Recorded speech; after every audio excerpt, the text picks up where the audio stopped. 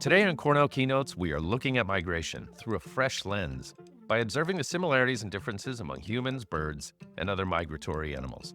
For this show, we combine the expertise of Amanda Rodewald, an ecologist at Cornell's Lab of Ornithology, and Marielena Incapié, an immigration scholar at the Cornell Law School, to explore the impacts of climate change on migration, the sometimes negative social and legal constructs around immigration, and in the end, understand how we can change the narrative going forward.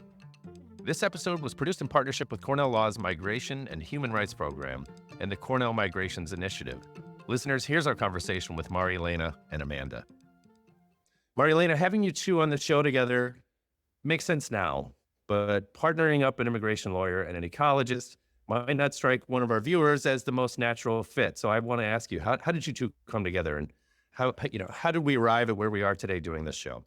Yes, thanks, Chris, for the opportunity to share my love of both people and birds in one sitting. And thanks to everybody for watching today.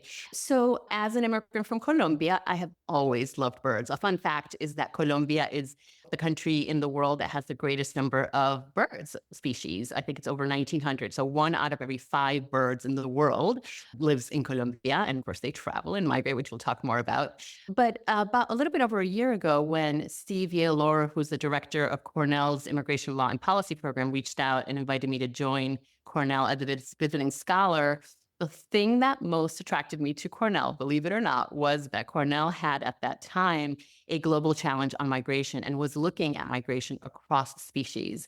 So when I started, the first thing I did was reached out to the Cornell Lab of Ornithology, which I'm a sustaining member of, and found Amanda, who was also part of the migration initiative at the time. And Amanda and I have been in conversation for over a year now, really thinking about different ways to collaborate. And I think this is one of those examples.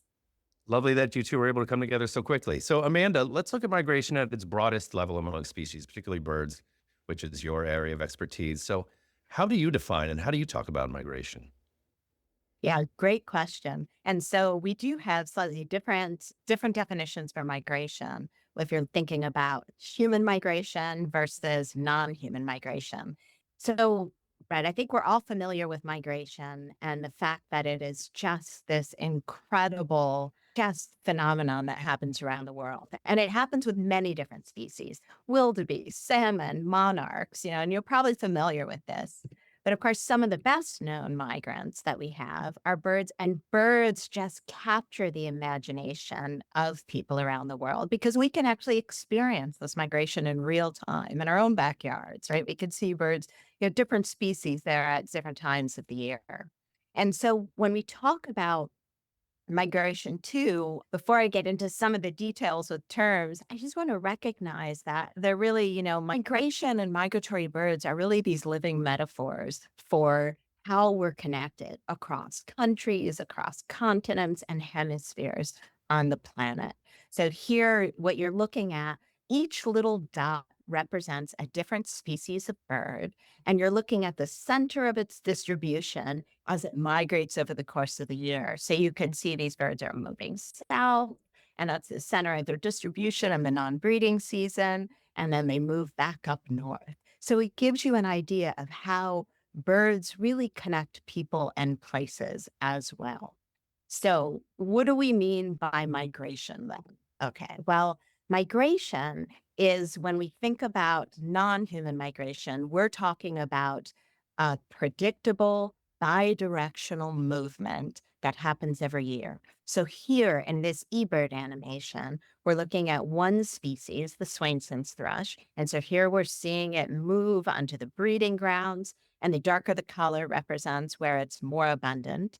And we can see over the course of the year, it moves from breeding areas in North America, migrates through the U.S., Central America, South America, and the Caribbean, and then can spend the winter there and returns. So again, migration is that bi-directional movement. So you might be wondering, okay, why on earth would a species choose to traverse, this distance? It's so energetically demanding. It exposes them to all sorts of risks.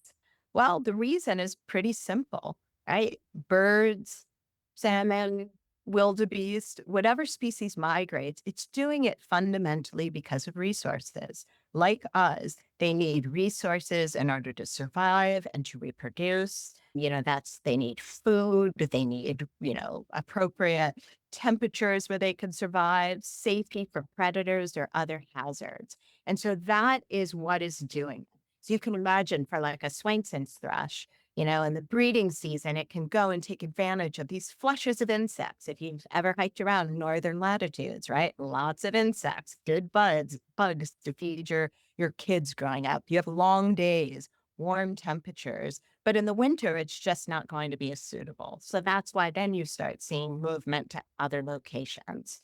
But of course, that's all the plus side of why a bird might move. But migration isn't that simple. And so birds are exposed to many different dangers, right? They're traveling through sometimes unfamiliar terrain. There may be habitat that's used to be available. It's no longer there. Habitat as it's being degraded may no longer provide the resources it needs.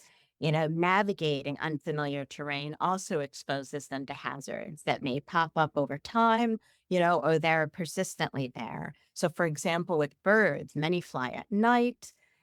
They're facing danger with collisions in our big cities because lights are attracting them to cities where then they become disoriented and will hit tall buildings or communication towers. They're exposed to extreme weather that can cause, death or injury, and also to predators, or other dangers.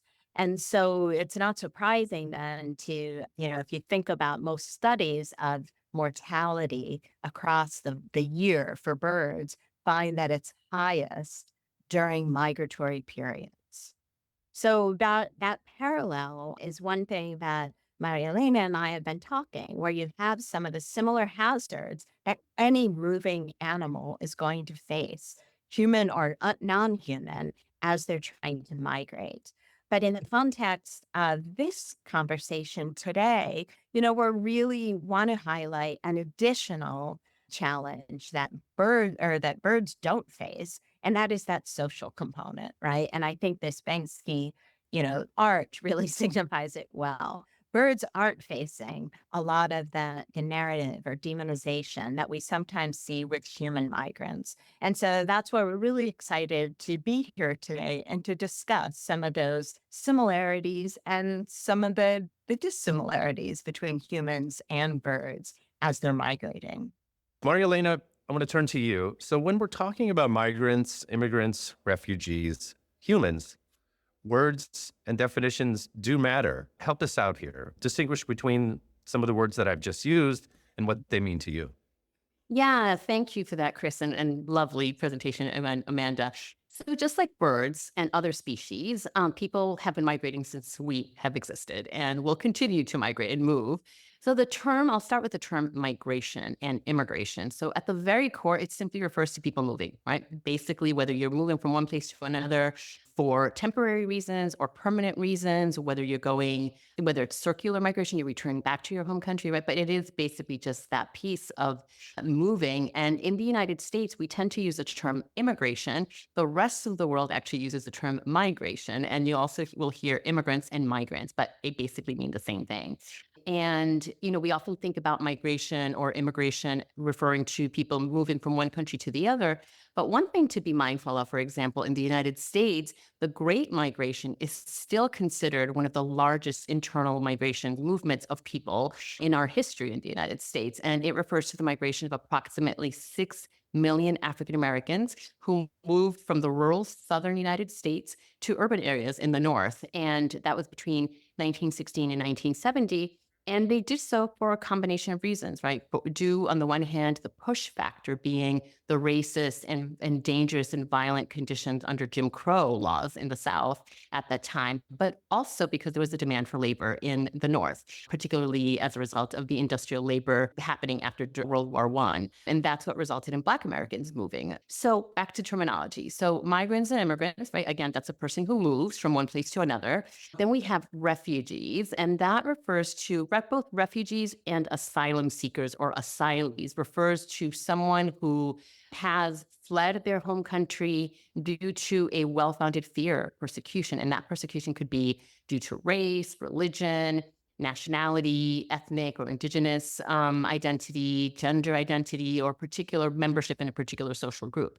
And for refugees, they are going to a particular country under which they will apply for refugee status and stay there until they are vetted for national security purposes, et cetera. And then once they're determined to be a refugee, then they have access to going to another country. Asylees, or people who are asylum seekers, basically the same thing, except they have arrived at a country. So here in the United States, we've been seeing a lot of this with people arriving at the US-Mexico border or at a port of entry, whether it's at the land or at an airport, for the same reason, applying because they fear persecution in their homeland.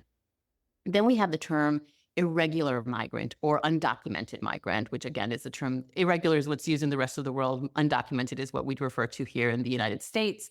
And that refers to someone who is in the country without lawful status. And that could be because they entered across the border or because they entered on a visa and overstayed their visa. And then lastly, I'll just refer again to internally displaced people, because that's a common term that we'll talk a little bit more later when we talk about climate. But again, that's the movement of people, usually forced displacement internally within a particular country. Thank you. So when it called back to what Amanda was discussing just moments ago, we learned a little bit about why birds and other species may migrate, resources, sustenance, et cetera. Do people move for similar reasons to birds? Where's the overlap there? Absolutely. So like birds, people are migrating primarily for survival reasons. They also move for love, for opportunities, safety, and freedom is the way I like to think about it. And so at its core, there are two basic types of migration. One is voluntary migration and the other is forced migration. For voluntary migration, that is when people are choosing to move for educational, so to come study at Cornell, for example, or for employment opportunities, or to be reunited with loved ones. My family, for example, when we immigrated from Colombia to the United States, that was because my father had been recruited to work in a textile factory in 1970. And then out of love, he wanted to make sure that my mother and he decided that we would have better economic opportunities for my 9 siblings and myself. And today, my siblings, nieces, and nephews work in the health profession. They're educators, they're the biochemists, they're social justice activists, and business leaders as well. Forced migration is really what happens when people have no choice, right? They are forced to leave their home country due to factors such as war, conflict, persecution, and environmental disasters, which we'll talk more about as well. Perfect. I want to kick it back over to Amanda. Forced migration was one term that jumped out at me there. Amanda, you had shown some of the hazards, the obstacles to, for birds migration, right? The ever-present house cat was one that jumped out at me there. So tell us about other human activities that may impact migration. Yeah. So, and it turns out there are a lot of the human activities that impact bird migration also are, in many cases having impacts on human migration as well. So with migratory species, birds and other species, by far, human activities that result in the loss of habitat or its degradation. In other words, where a species, where an individual usually would be able to reasonably find the resources it needs to survive, either that habitat's missing or it's been degraded to the point where it can no longer provide those resources, that's going to affect species. So in the case of migratory birds, right, they need habitat. So I'll just step back. All species need habitat. Doesn't matter if you're migratory or resident species. All people need habitat. Right? But for a migratory species, it's extra complicated because they require habitat at geographically distant places. They need it on the breeding grounds, right? If they're, breeding in the north, they need it in where they're spending the overwinter. But they also need these, what we call stopover locations. So points along their migratory journey where they can stop to rest and to refuel and to have safety from the hazards or the predators that they're facing, or, harvesting, sometimes they're harvested or exploited during migration. So that's really a major factor. And of course, there are, these structures that I mentioned that can affect them. And I would say these, like the collision structure there, that analogy would be just barriers. It's really any sort of barrier or structure that can either directly kill a migrating individual or can prevent its movement. And there it just sort of dies by default. Um, Climate change is another factor that can be, it can make migration more dangerous, sort of in real time, if you have severe weather events, that increase the risk of death from exposure. But it also, because climate change changes the timing of resources, that can affect the likelihood they're going to find the resources they need as they're migrating. And climate change has both direct and indirect effects on that first factor I mentioned, habitat, right? Because through climate change, we can be losing habitats. If we think of shorebirds that are moving, they need, wetlands, they need mud flats and coastal areas. Well, we might be losing those because of extensive droughts or due to sea level rise, for example, right? And so we can find that migratory species are really subject to all of these pressures, that they're being faced, directly. And of course, as climate change is forcing movement, or I guess shifts in where human activities and human residents are located, that's also exacerbating the amount of habitat loss and degradation that we're seeing. All right, Elaine. So similarly, how does human activity in this instance, we're talking about climate change generally, how does this affect the movement of peoples? What are we seeing? What have we seen in recent years, and what can we anticipate? Yeah. I mean, like Amanda said, first and foremost, right, it's habitat. It's about the need. We all need shelter. And so that's probably the most important impact that climate change is having on all of us across the world. But like birds, climate change is already resulting in increasing the number of people that are being forced to leave their homes. We see individuals who are displaced by environmental disasters, whether that's rising sea levels, hurricanes, fires, extreme weather, floods, or droughts, right? I think a number of those. And it's often not an immediate, right? It could be a hurricane forces people to have to migrate immediately, or an earthquake. Sometimes it's a much slower, like slow pacing climate disaster that's happening over time. And I'll talk a little bit about that in a moment. But, this could also result in internal migration. And so one of the places we see this again is Hurricane Katrina, for example, in the United States, which was the most recent, like a large climate disaster that caused such a large number of people having to leave their homes. And some people were never able to come back. Some people were able to come back. What's interesting on the impact of climate change on human migration is that although climate refugee is a term, or climate migrant is a term that is starting to be used more regularly, it's not a recognized term under international law. And, this is one of the big areas of work that's going to be needed, or that is needed already, I would argue. The other thing is, as I mentioned, climate change doesn't necessarily lead to increased migration immediately. Like what we might see is that there's a displacement of people indirectly. So if there's a drought, for example, and you've got someone who lives in a coastal area where they're primarily dependent on fishing, that drought or the change in weather may result in them suddenly not being able to fish and not being able to make a livelihood. And so they may move from their village to the urban area in their home country and start looking for work. And then because of increased heat, then they are now having to look for other work. And then slowly you start seeing a little bit of what like Amanda was describing with birds. You start seeing changes in behavior that ultimately sometimes result in people moving or being forced to migrate across national borders as well.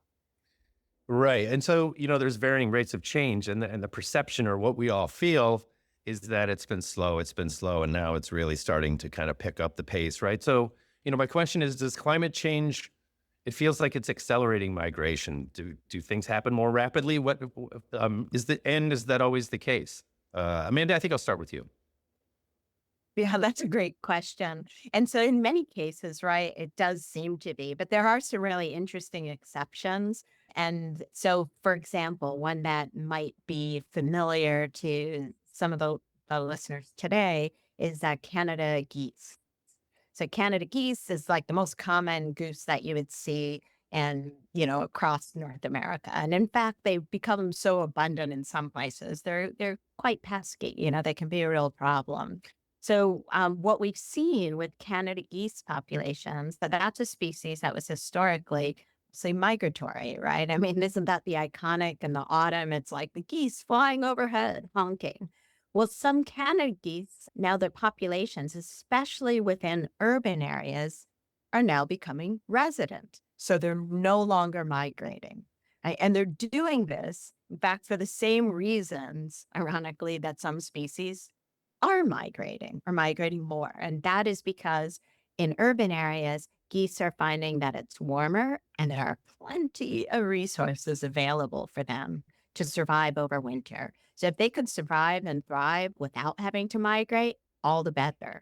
And we see other examples of this, like in Europe, the blackbird also in some cities has lost, it's no longer migrating. So so we do find exceptions, but I would say the commonality is still that the same reasons that force some species to migrate are also the same ones that in these exceptions are making it where they don't really have to anymore. Is there a Canada geese analog among people, Marielena? Anything similar? Not in terms of like a particular species. I mean, I think the example that I gave earlier about the slow kind of slow pace of some of the climate migration, it does not necessarily lead to accelerated migration. And I think for people, I think the way I think about this, Chris, is that it's important to look at the ability to have, when it comes to climate in particular, but for other reasons as well, resources, food, shelter, economic and educational opportunities, is for people to have the freedom to stay in their homeland. And, this is about, particularly when it comes to climate, is to ensure that people have the freedom to stay closer to their family, to their loved ones, to their culture, and to their support systems. This requires that we really look at climate resilience and supporting people in rebuilding their homes and their communities and be able to make a livelihood in their closer to home or in their, back to their community that was impacted by climate. And it also requires that we look at adaptation strategies, right? How do people learn and develop the skills and get the financing that they need to rebuild their homes, their communities, to make sure that we're addressing the inequitable impacts of climate, particularly for the people who live in the global south that are just disproportionately impacted, and on the climate front lines as well.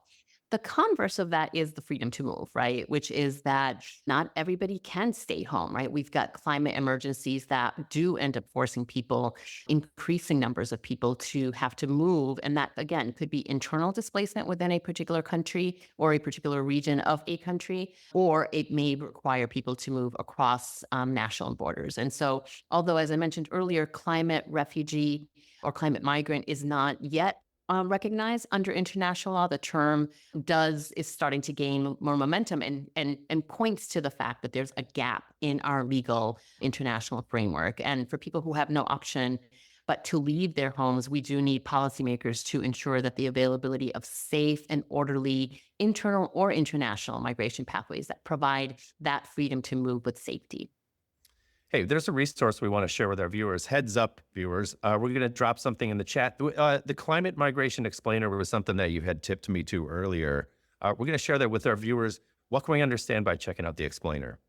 Yeah, I mean, so basically, because this is such an important phenomenon and it's going to be, or is already, the greatest driver of migration, for people who are interested in this topic of migration and climate and the impact it has on the movement of people, it's a great way to understand the basic terminology and understand what happens both internally within a country as well as internationally, and then what some of the potential policy recommendations might be. So you both have drawn parallels between humans and non-humans, birds or otherwise. And I want to understand a little bit. We've talked about it a little bit, but what are some of the challenges that they share? Where's their overlap? Are we dealing with particular challenges, all of us, all the species on the planet? Are there differences? Help me with that one. We've got some more reporting to do on that, or rather more resources to share on this. Amanda, I'll kick it over to you.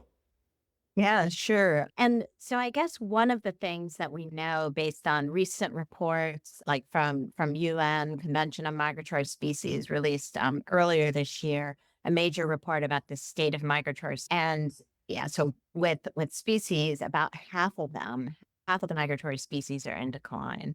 And so what we learn and what that report really highlights is that migration is becoming more and more fraught. It's more and more dangerous over time, really across species. And so some of those factors, again, we've mentioned habitat loss and degradation, sometimes over exploitation, is happening, associated with movement.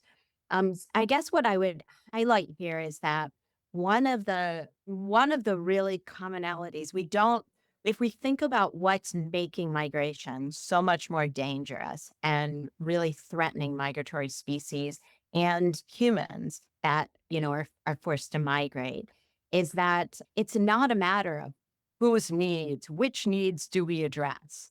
Is it birds or is it people? Is it the salmon or is it the monarchs, right? It's really, we're dealing with, because habitat loss and degradation are some of the major drivers of this and the effects of climate change through those, we're actually supporting all species that are moving by addressing, improving habitat and improving the ability of the environment to support, healthy populations, healthy individuals. I'll just mention too, like the World Health Organization a few years ago, it released a report that showed that 1 in 4 premature global deaths around the world, 1 in 4 individuals who die prematurely, the cause is an unhealthy environment. So it's not a choice. It's not even an altruistic choice, right? To take steps that will help migrating birds, or people, allowing people to really have the resources they need to live in their homes and their native lands. This is something that actually affects all of us, even for those of us who have no intentions to move to new communities. That healthy environment is really kind of lifting the boat of everyone. Yeah. I love that so much, Chris. Could I just chime in there? Because I think that to me is why this conversation is so important, right? Because it talks about our interconnectedness as beings, as living beings. And I would add to that not just birds, but trees and all beings, right? Which is how do we build a society in a world that actually benefits all of us, right? Where we use our both human, financial, and other resources, natural resources, to build a more sustainable world and planet where we all can thrive, right? So there's like the importance of the freedom to thrive. And so, here is where I would say that these both birds and people face significant challenges and risks during migration. And as Amanda mentioned, right, for birds, it's facing things like threats of predators, adverse weather, habitat loss. And for humans, it's just those very same things. And I would add, for humans, there's violence, right? There's human trafficking, there's exploitation, as well as the impact of border controls and natural barriers.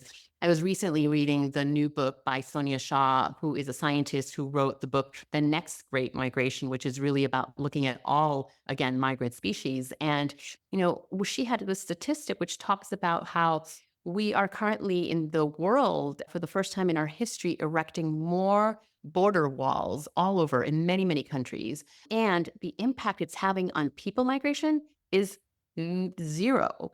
Actually, what it's having is an impact on birds and other species that are actually dying as a result of that. You do have people who are dying because they're finding different ways. They're basically feeling that they're choosing the most the ways to be able to cross a land border, but it's not actually deterring them ultimately. But what it is having is this impact on species. We've seen that, for example, with monarch butterflies as well at the U.S.-Mexico border, and other species as well. So that's kind of at that macro level. But the other thing that I would just point to in terms of other challenges is, the motivation and decision making, right? So we already heard from Amanda that birds migrate just naturally, largely instinctual. They're driven by biological needs like people are.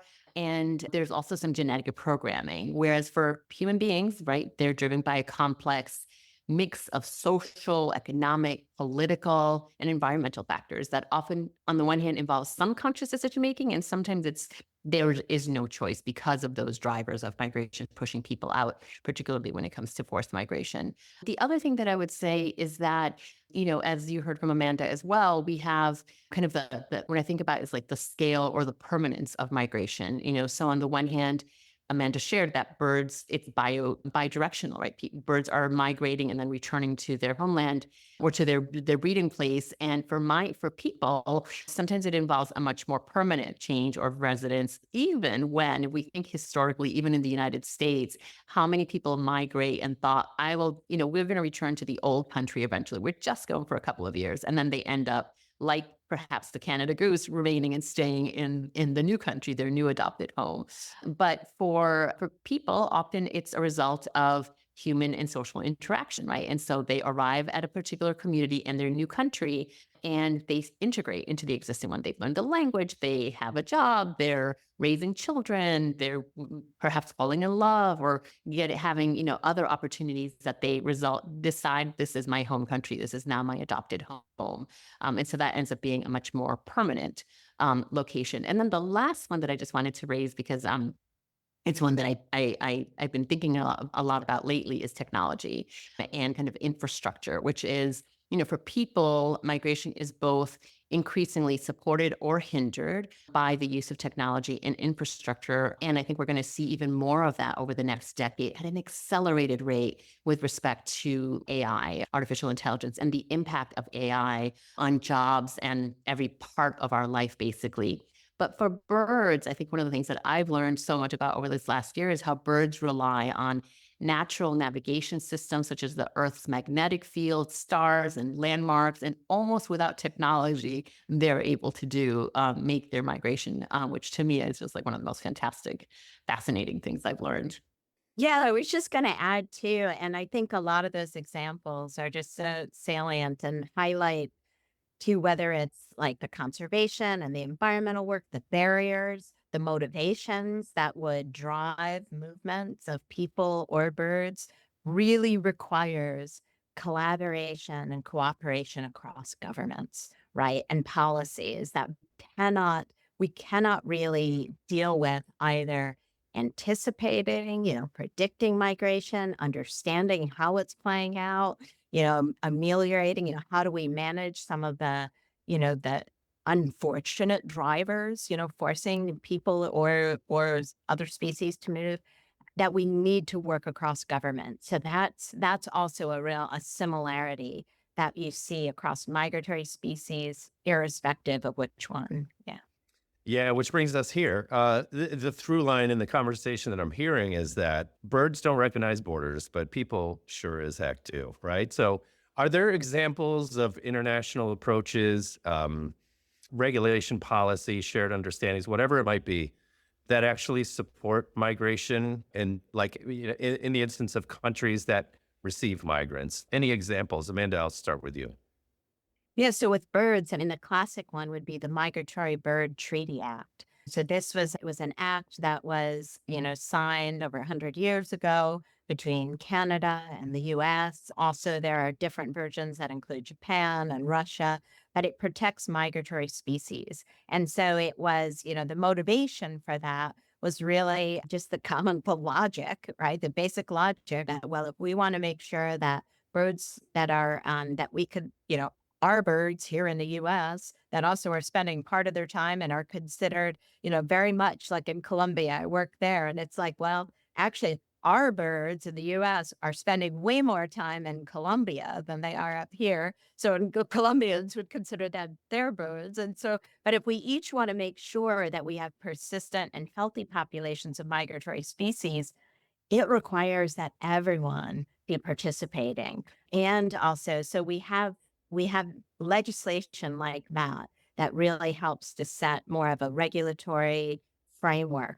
But another element that goes along hand in hand is the resources.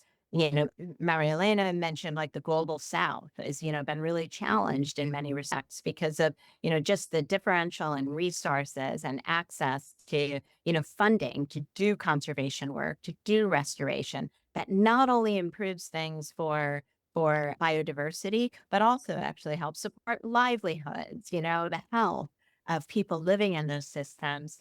having programs where we can have funding from the global north to actually help support those, activities that are supporting people and the planet in the global south or in other areas is extremely important. And we do see some of these, like the Southern Wings. Southern Wings is a program that's run through the Association of Fish and Wildlife Agencies, so state agencies in the US, where now state agencies have the ability to, still in a limited sense, but to provide funding outside, actually give funding to other countries where, there some of the species they're concerned about managing are spending the winter. And we need more of those kinds of resources kind of across the board.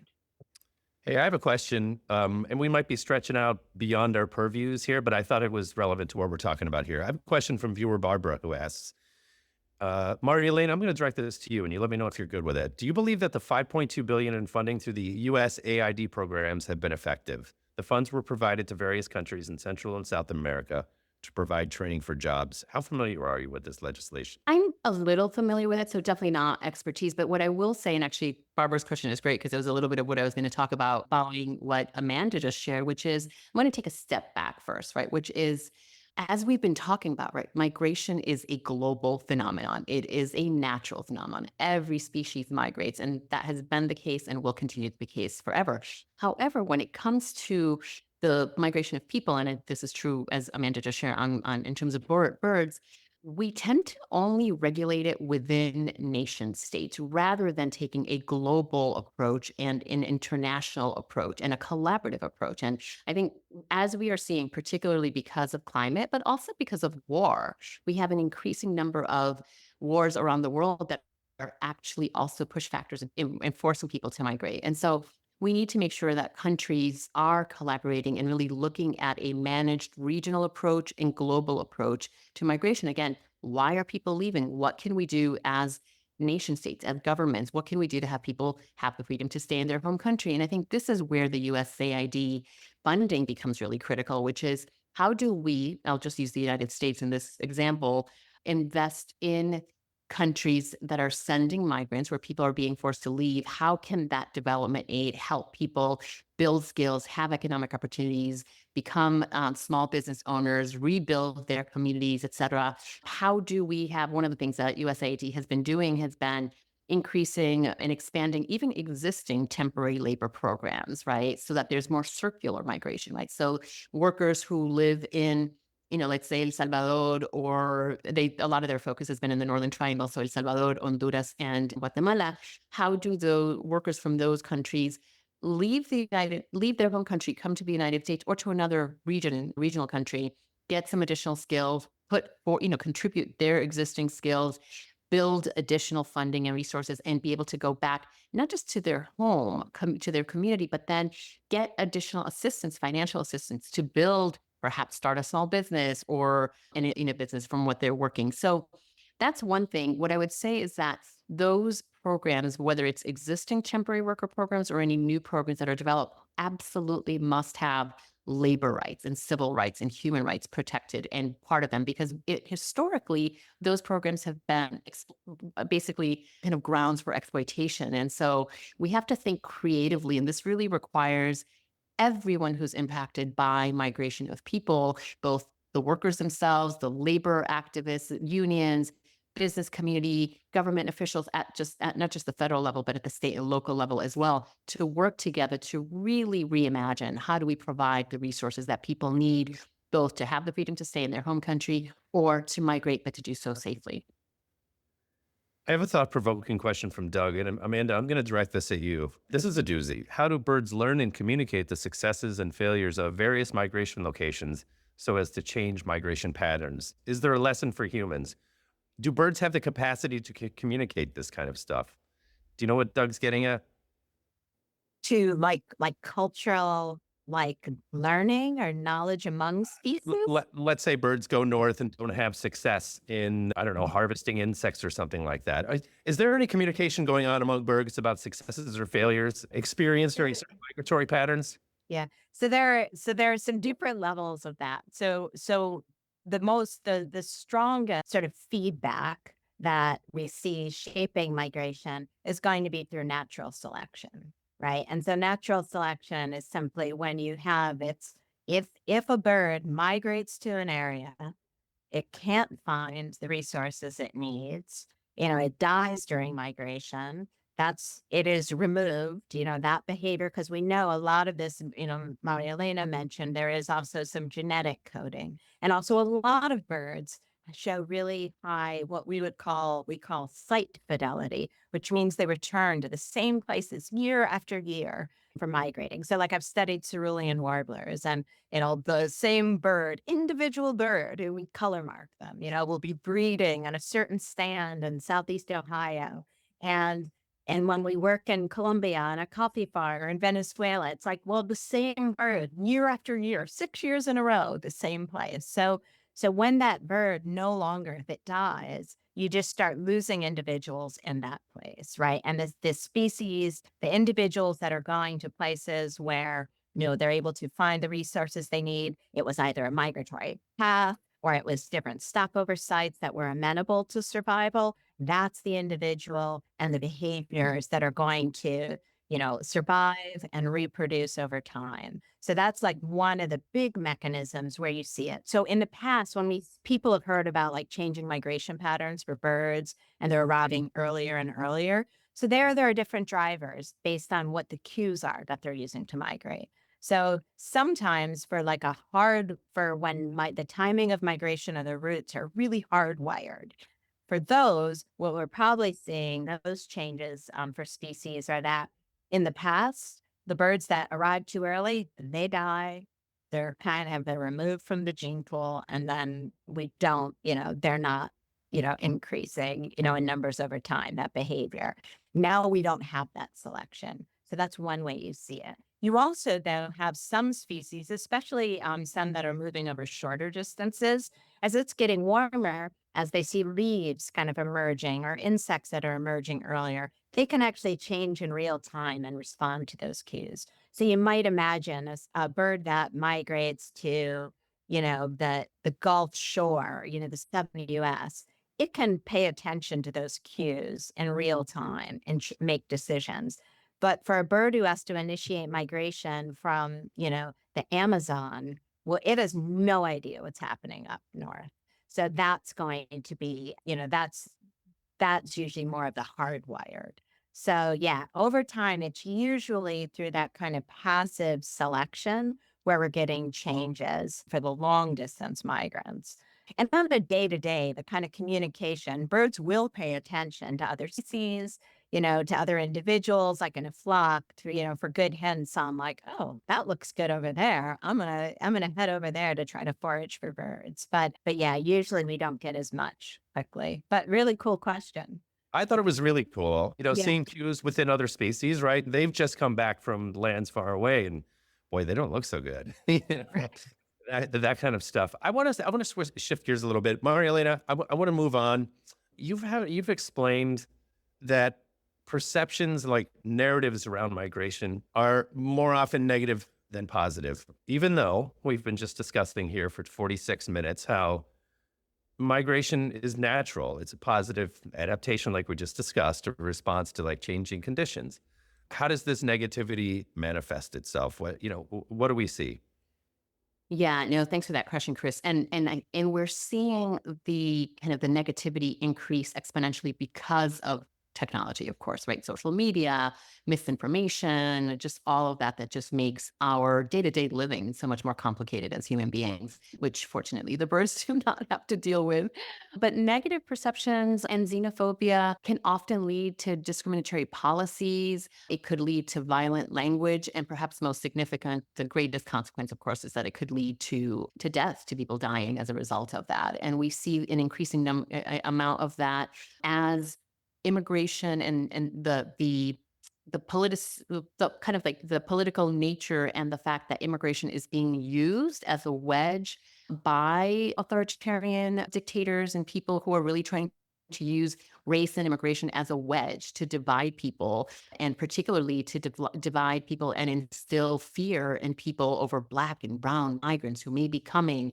And rather than really looking for policymakers, for leaders, whether it's in the private sector or in the public sector, to look at real solutions that benefit all of us. Again, I think Amanda and I both have talked about this throughout the last hour, about the importance of how do we take a more interdependent view of society where we are creating policies that actually improve the lives of everybody in a particular community or in a particular country, rather than addressing the need for housing or the need for quality jobs that pay a living wage, et cetera. Oftentimes what happens is the rhetoric by politicians is to use immigration as a way to deflect and blame immigrants for society's problems and for the lack of political and leadership, and rather than solving problems. And so that's one thing. And, we've seen in the United States, most recently, this playing out in a tiny town in Ohio, Springfield, Ohio, where there's misinformation, particularly from one political candidate, talking about people, particularly of Haitian migrants, supposedly eating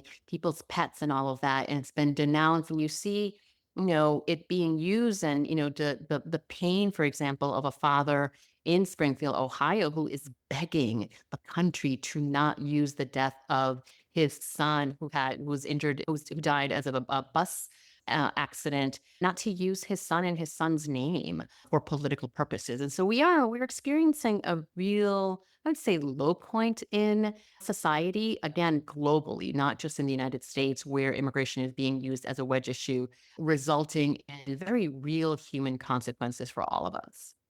So let's look at it from the other side if we could for a moment. So as natural as it is, migration, are there particular negatives or downsides to the movement of people? Let's be honest and talk about that. Amanda, I'll kick it over to you. Right. Well, I could talk on the bird side too, right? Yeah. More like even from that. So, I mean, I think if well, I guess on the non-human side, let's say. So there are cases we know of people who are involved in conservation. You probably heard us talking about invasive species, right? Invasive species are a major issue, and a threat to many ecosystems, and so there are negative consequences that can happen in those cases, where it's like taking over systems, and eroding our ability to maintain kind of the ecosystem services that are provided in different areas. We also have pandemics, right, that we're aware of, like the moving of different new viruses, among animals, and like these zoonotic diseases, right, animal-borne vectors. As mosquitoes are moving northward again, we're finding we're exposed increasingly to malaria or to dengue fever, those kinds of things. What I would say that overwhelmingly in these cases where you have these genuinely negative outcomes, the problem starts where these species are moving from.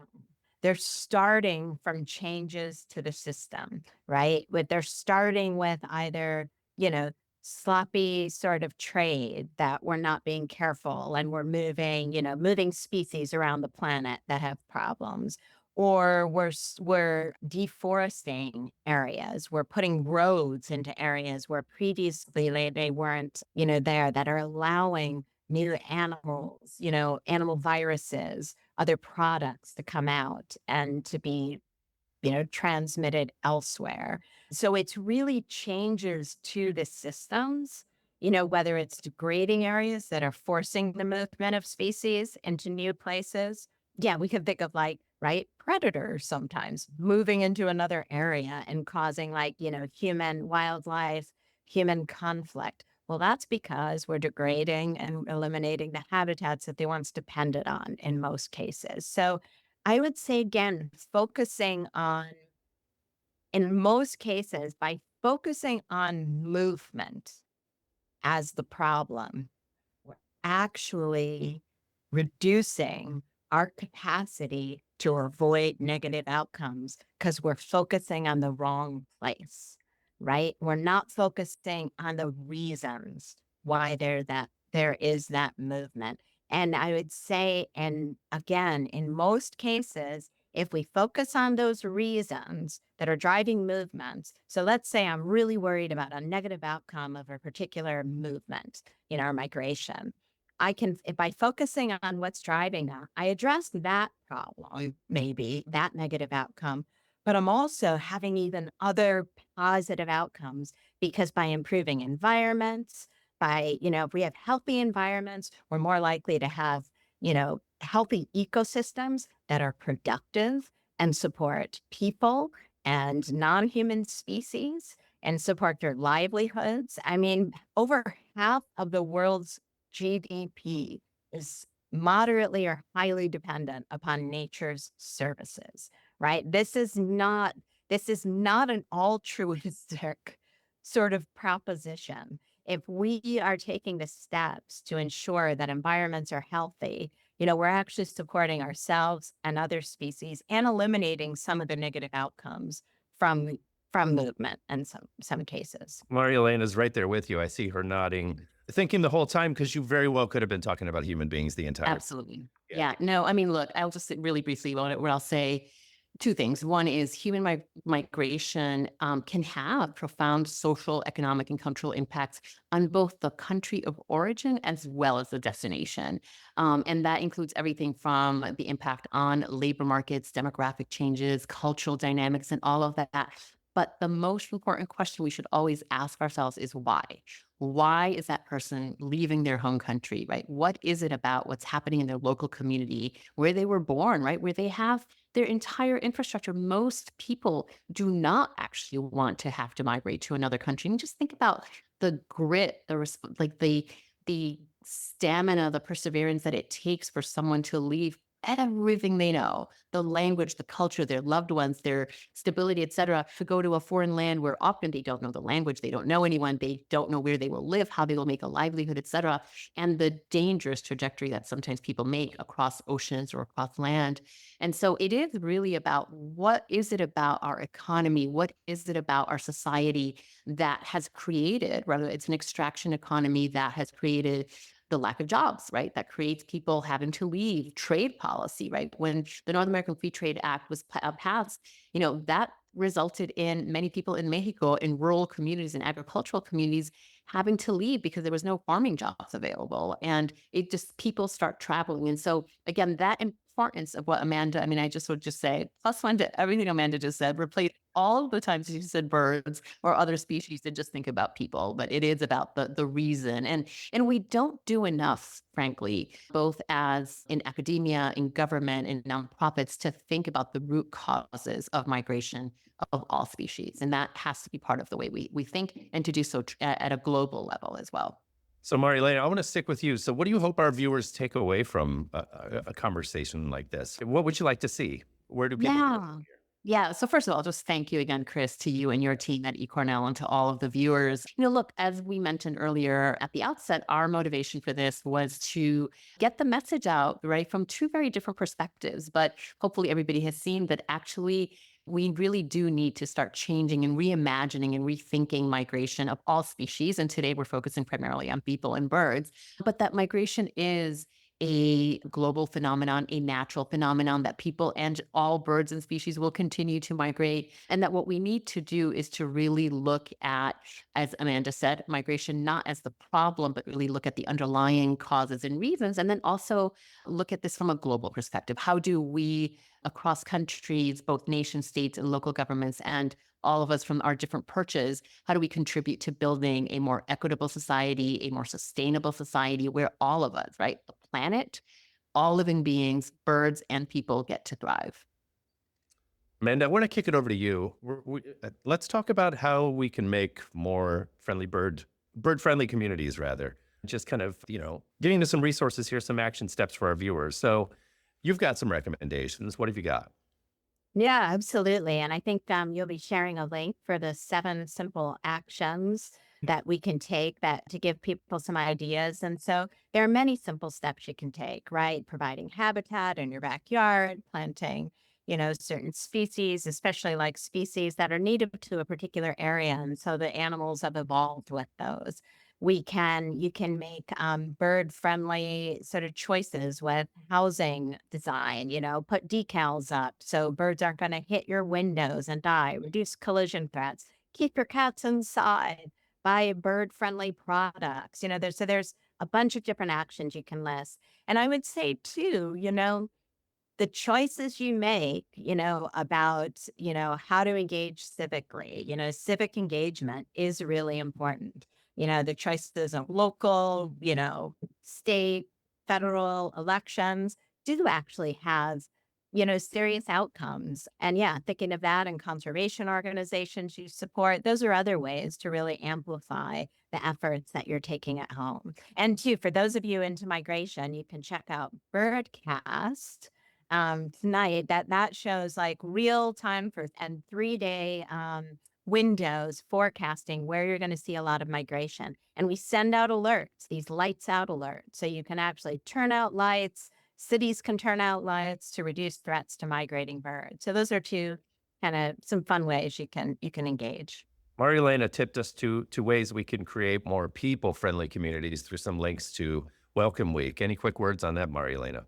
Yeah, no, just serendipity that we have this event today that we're talking here, and it happens to be Welcoming Week across the globe. And that is an event that, or a series of events all over the world, but especially in the United States, it's being led by an organization called Welcoming America. And you can click on the map on this link and find a location near you where you can find one of these events. It's a really great way. And then there's also Welcome.us that is focusing particularly on how people can become sponsors of refugees who are coming to the United States as well. You have a story for us about art and creativity as it relates to what we've been discussing today. Tell me about this. Yeah, so I wanted to close, I think, as we talk about these global issues and talk about all species, et cetera, just to bring it home to an individual. And so I wanted to share the story of Juan, who is a teenager who arrived about 3 years ago at the US-Mexico border. He was a really smart boy back with great musical and artistic skills. He was escaping gang violence and threats to both his life and his family's life in El Salvador, and made the dangerous journey north in search of safety. He was detained in Arizona, and while he was waiting to be reunited with some family members here in the United States, he was in detention. And he used coffee grounds to create paint to paint this beautiful little bird. I think it's a little duck. And once he was reunited, his family gifted this painting to my sister, Gloria, who was assisting his family in Florida. And every time I look at this, especially when I visit her and I can see the actual little painting, I'm just blown away and just really touched by Juan's ingenuity, his creativity, and the skills. And, it makes me wonder, here's this teenager in detention, in immigrant detention, away from anyone and everything, probably petrified about what his future holds, and found the resilience and the creativity to use coffee grounds to paint. And it just makes me wonder, what if we had the moral imagination to envision a world where we see people's human potential as a society? And what if we set everyone to have the freedom to thrive, right? Whether they're born here or coming by temporarily or coming permanently. And what if we saw newcomers, right? Whether they are our new neighbors who moved from across town or from another state or another country. What if we saw them with an abundance and generous lens rather than one that is based on fear? Thank you for listening to Cornell Keynotes, and check out the episode notes for info on eCornell's online immigration law certificate from Cornell University. There's also links to Cornell Law's Migration and Human Rights Program, the Cornell Migrations Initiative, and of course, the Lab of Ornithology. Thanks again, friends, and please subscribe to stay in touch.